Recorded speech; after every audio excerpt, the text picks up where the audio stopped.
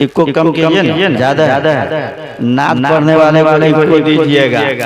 काहे वो बोलते रहते हैं इधर से बोलिए सुभान अल्लाह, उधर से बोलिए सुभान अल्लाह, और इधर से नहीं बोलिए। कभी मचल के बोलिए, कभी तरफ के बोलिए, तरफ के इसमें नहीं बोलिएगा भाई, आराम से बैठे रहिए। ये शायर आएंगे तब तरपिएगा या मचल के आइएगा और जाइएगा। अभी इत्मीनान और सुकून के साथ आप तकरीर सुनिए। क्या अब शायर रहेंगे तब ना कौन वफादार है, कौन बेवफा है, कौन क्या है, वो शायर का काम है, लेकिन मुकर्रिर के तकरीर करने वाला का काम नहीं है। और ज्यादातर शायर ही आते हैं तो इंसान खुशी से मचल कर इधर आते हैं, इधर समझ गए है ना, इधर आते हैं। और अनाउंसर को कुर्सी नहीं दी जाती है, अन्य उसे छूट मिलता है। जलसा में बड़े बड़े आप जलसों में गए होंगे, नात पढ़ने वाले नात पढ़ते हैं तो भीड़ लग जाती है सुनने के लिए, और न जाने अपने जेब भी खाली कर लेते हैं। लेकिन मौलाना जो तकरीर करते हैं तो चल जाते हैं। बहुत सारे इंसान चले जाते हैं। भाई क्यों जाते हो? मौलवी साहब कथी कहियो, पेशाब लाग गया, पेशाब लाग गया, पेशाब का क्या अभी। जिससे इंसान को समझना है हलाल और हराम का फर्क क्या है, ये तकरीरी जरूर आप समझेंगे। और नाद से बहुत कम इंसान समझते हैं, समझते हैं कि नहीं? बहुत कम। ये नहीं कि नात पढ़ना गलत है, नहीं। हजरत हसन बिन साबित का सुन्नत है नात पढ़ना, और आप जो कुछ देते हैं ये नबी की सुन्नत है। ये नहीं कि आप मैं कह दिया हूं तो आपका पैसा भी जाया हो जाएगा, नहीं। आप नबी की सुन्नत अदा कर रहे हैं और इधर हसन बिन साबित का सुन्नत अदा कर रहे हैं। आप सुन्नत इतना अदा नहीं कीजिए कि बचल के या तरफ के कुर्सी छोड़िए वहीं और सुभान अल्लाह बोलने लगे। क्या? तो अभी मैंने जिस आयत करीमा तिलावत करने का शरफ हासिल किया, अल्लाह तबारक व तआला कुरान मजीद में इरशाद फरमाता है, अर्रजालु क़व्वामून अला निसा, मर्द औरतों के ऊपर हाकिम है, हाकिम, और औरत महकूम है। लेकिन फी ज़माने ही अक्सरियत औरत हाकिम हो जाती है, मर्द महकूम होता है। हाकिम महकुम समझते हैं कि नहीं भाई? अभी विदेश में बहुत सारे इंसान, नेपाल का हो या दूसरे ममालिक का हो, अरबी बोलना जानते भी है और समझते भी है। और नए नए जो जाते हैं तो खल्ली बली किसको मालूम नहीं रहता कि खल्ली बली किसको बोलते हैं, धीरे धीरे उसे मालूम होता है। लेकिन अभी के दौर में भी जमाने ही इसका ज्यादा अक्सरियत में, ज्यादा ये नहीं कि पूरे के पूरे, अक्सरियत ये देखा जाता है कि अगर मर्द उससे कुछ कहे तो उसकी बात उसकी बीवी बहुत कम करती है। क्यों? अब वो हाकिम बन जाती है। अगर 1 से 2 बच्चे पैदा जन्म ले लेती है तो वो घर के मालिका भी हो जाती है और बहुत गुरूरियत के साथ वो रहती है कि अगर तुमने मेरे ऊपर जुल्म और सितम किया तो तुम अपने बच्चे को संभालो, मैं यहाँ से चलती हूँ। अब मर्द के गले में तो 2 बच्चा पड़ जाएगा ना भाई। अब उसकी परवरिश कैसे करे, उसके कपड़ा लत्ता धोना होना बहुत मुश्किल होता है। लेकिन कुरान ने फरमाया कि मर्द तुम्हारे लिए हाकिम है, तुम महकूम हो। जिस तरह मर्द तुझे हुक्म करे तुम उसकी हुक्म को बजा लाओ। लेकिन जब इस दुनिया में इंसान को पैदा करने से पहले अल्लाह तबारक व तआला ने सबसे पहले हजरत आदम अलैहिस्सलाम को इंसानी शक्ल में पैदा किया। किसे? आदम अलैहिस्सलाम को। वो भी जन्नत में भेजा गया कि जन्नत में रहो। आदम अलैहिस्सलाम से परवरदिगार आलम ने इरशाद फरमाया, हे आदम अलैहिस्सलाम सुनो सुनो हो कि तुम मेरी जन्नत में जो कुछ ख्वाहिश करोगे मेरी जन्नत में मौजूद है। लेकिन आदम अलैहिस्सलाम का वही पुतला है, आदम अलैहिस्सलाम वही है जिसकी मिट्टी को 40 साल तक बुधा गया था और उसी मिट्टी को गूंद करके 40 साल तक गूंदने के बाद आदम अलैहिस्सलाम के जिस्म के ढांचे को तैयार किया, उसके जिस्म को तैयार किया और करने के बाद जब उसके अंदर रूह डाली गई है वही आदम अलैहिस्सलाम के जिस्म के मिट्टी से तैयार किया। जहाँ अल्लाह तबारक व तआला को मंजूर था हजरत जिब्रील अमीन को हुक्म दिया, है जिब्रील अमीन सुनो सुनो फला जगह से जाओ मिट्टी लेकर के आओ, फला जगह जाओ मिट्टी लेकर के आओ। और सारी मिट्टियों को मिला करके गूंदा गया था और गूंदने के बाद जब उसकी माहियत बदल जाती है, जब उसकी कैफियत बदल जाती है, ये तो आदम अलैहिस्सलाम के जिस्म का एक पुतला तैयार किया, एक ढांचा तैयार किया और तैयार करने के बाद जब आदम अलैहिस्सलाम के जिस्म के अंदर रूह डाली गई ये तो रूह निकल करके वापस आ जाती है और रब्बे कदीर की बारगाह में अरीजा पेश करने लगती है, हे मालिक मौला कि आदम अलैहिस्सलाम के जिस्म के अंदर तेरा हुक्म था, मैं चली गई लेकिन दहशत महसूस होती है, मुझे डर लगता है। एक रूह होकर के रब्बे कदीर की बारगाह में अरीजा पेश करती है, हे परवरदिगार आलम, लेकिन उसमें रोशनी नहीं है। क्या नहीं है? उसमें रोशनी नहीं है। हुजूर सल्लल्लाहु तआला अलैहि वसल्लम के नूर को अल्लाह तबारक व तआला ने, नबी के नूर को जो ही रूह ने अल्लाह तबारक व तआला की बारगाह में अरीजा पेश किया है, ये तो परवरदिगार आलम इरशाद फरमाता है, ए रूह सुनो सुनो, वो जिस्म के अंदर किसी चीज की कमी नहीं है। रूह कहती है परवरदिगार आलम सिर्फ रोशनी की कमी है, अगर रोशनी आ जाए तो मैं हजरत आदम अलैहिस्सलाम के पुतले के अंदर रहने के लिए तैयार हो। जो ही हुक्म होता है जिब्रील अमीन जाओ हजरत आदम अलैहिस्सलाम के जिस्म के अंदर नबी के नूर को डाल दिया जाए। नबी सल्लल्लाहु तआला अलैहि वसल्लम के नूर यानी रूह रोशनी को डाल दिया गया। फिर रूह को हुक्म होता है रूह जाओ आदम अलैहिस्सलाम के जिस्म में। जो ही आदम अलैहिस्सलाम के जिस्म में डाला गया, जब वो रूह कहती है उसे पूछा जाता है रूह सुनो किसी चीज की कमी है, तो रूह जवाब देती है परवरदिगार आलम किसी चीज की कमी नहीं है। अब हजरत आदम अलैहिस्सलाम है, हजरत आदम अलैहिस्सलाम एक जिस्म तैयार होने के बाद अब हजरत आदम अलैहिस्सलाम के जिस्म के अंदर रूह डाला गया और डालने के बाद हजरत आदम अलैहिस्सलाम जन्नत में शेर कर रहे हैं, तफरीक कर रहे हैं। परवरदिगार आलम की बारगाह में आज कहते हैं मालिक व मौला तुम्हारे जन्नत में एक चीज की कमी है। परवरदिगार आलम इरशाद फरमाता है, हे आदम अलैहिस्सलाम सुनो, मेरी जन्नत में जो तुम ख्वाहिश करोगे जो कुछ तुम ख्वाहिश करोगे मेरी जन्नत के अंदर मौजूद है। आखिर मेरी जन्नत में किस चीज की कमी है? आदम अलैहिस्सलाम अर्ज करते हैं, ऐ परवरदिगार आलम तुम्हारी जन्नत में मैं देखता हूँ हर चीज का, हर शय का नर मादा है, लेकिन मेरा मादा नहीं है, मेरा हमसाया नहीं है, मेरा हम शक्ल नहीं है। अल्लाह तबारक व तआला ने हजरत जिब्रील अमीन को हुक्म देता है, ऐ जिब्रील अमीन सुनो सुनो कि जल्दी तुम सिदरतुल मुंतहा से परवाज करो और जाओ हजरत आदम अलैहिस्सलाम के बाएं पसरे को चाक कर देना और उसे दाई हवा जन्म लेगी। आवाज तो दाई हवा जन्म लेगी। जब हजरत जिब्रील अमीन जाते हैं और हजरत आदम अलैहिस्सलाम महवे ख्वाब है, उससे बाएं पसली को चाक किया गया, चाक करने के बाद दाई हवा जन्म लेती है।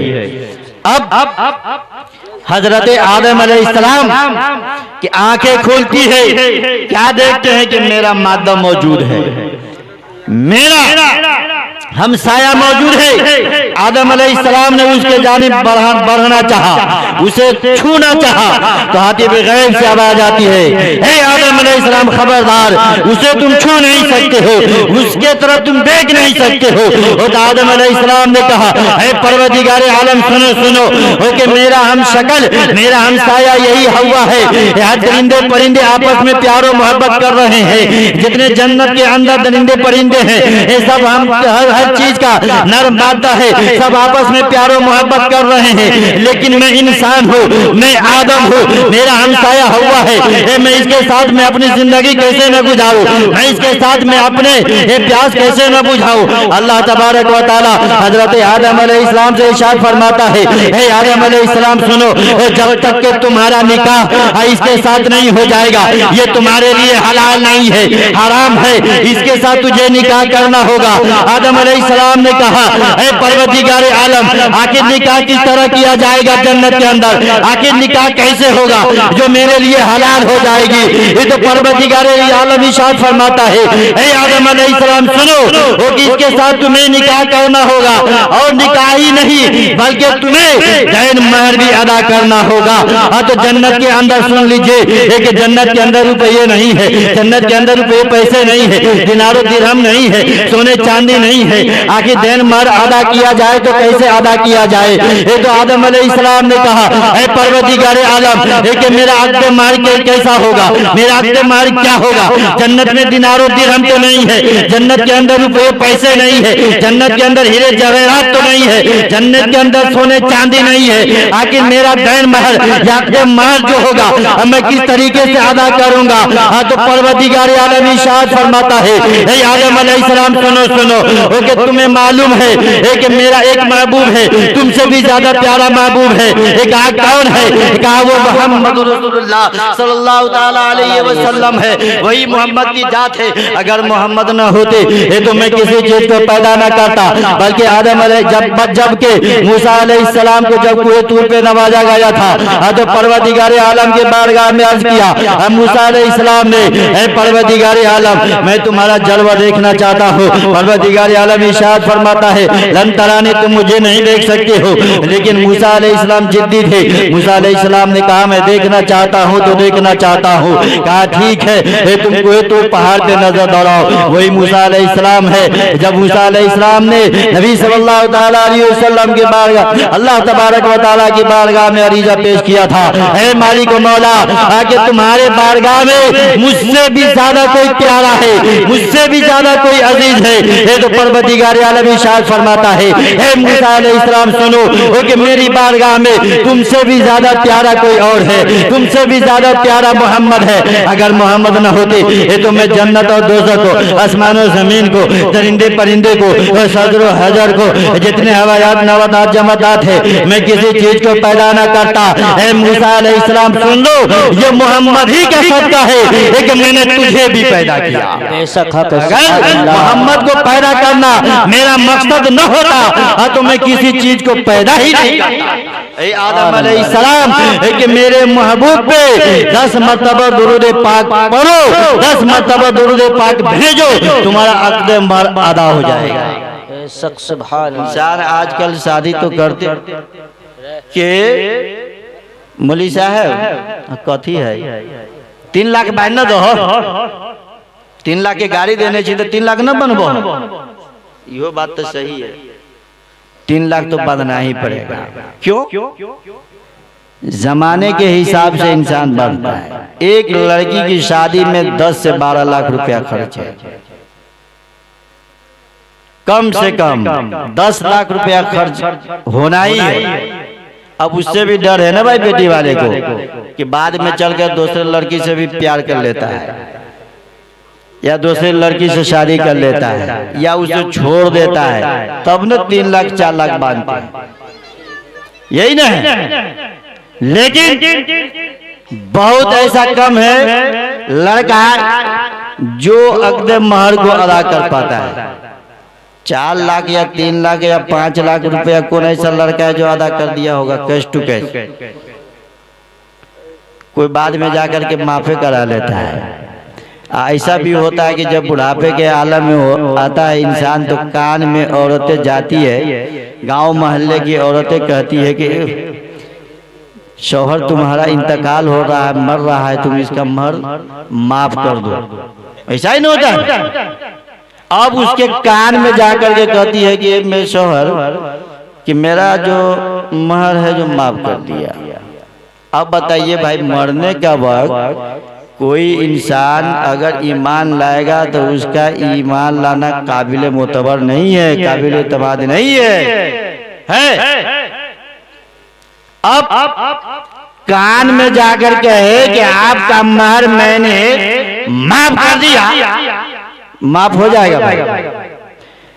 वो बेचारा तो मर रहा है, नहीं कुछ सुन रहा है, नहीं सोच रहा है, नहीं बोल रहा है। अब कान में कहने से कोई फायदा नहीं होगा। इसलिए कि 18 साल की उम्र से पूरी जिंदगी अपनी बीवी के लिबास में, खाने में, पीने में, एक से एक जेवर तन करने में गुजार दिया। कभी उसे मौका नहीं मिला कि अपने शौहर का अक़्द महर माफ कर दो। अब कान में माफ करने से माफ होगा ही नहीं। ये औरत का हक है, अक़्द महर अदा करना ही होगा, देना ही होगा। अगर कोई इंसान न देता हो या माफ न कराता हो राजी खुशी से, तो फिर उसके नेकी में से उतनी नेकियां कट जाएगी। अब मैदान महशर में इंसान परेशान होगा कि भाई मेरी नेकी है किधर, कि मैं तो हाजी था, मैं नमाजी था, मैं काजी था, लेकिन मेरी नेकी गई किधर? नेकी ढूंढ रहा है क्या? भाई आपने तो अपनी बीवी का तो अक़्द महर ही अदा नहीं किया है। उस जमाने में तुमने तो 5 लाख रुपए अक़्द बनाया था, अब वो तुम्हारा ट्रांसफर हो गया। मोबाइल में देखते हैं ना, मिनट का काम सेकंड में, इधर से पैसा उधर, उधर से पैसा उधर ट्रांसफर हो रहा है। अब लिखने पढ़ने की तक काम ही नहीं है, कंप्यूटर ही में सब कुछ कीजिए, खत्म किया जाए। लेकिन हर हाल में देना ही होगा।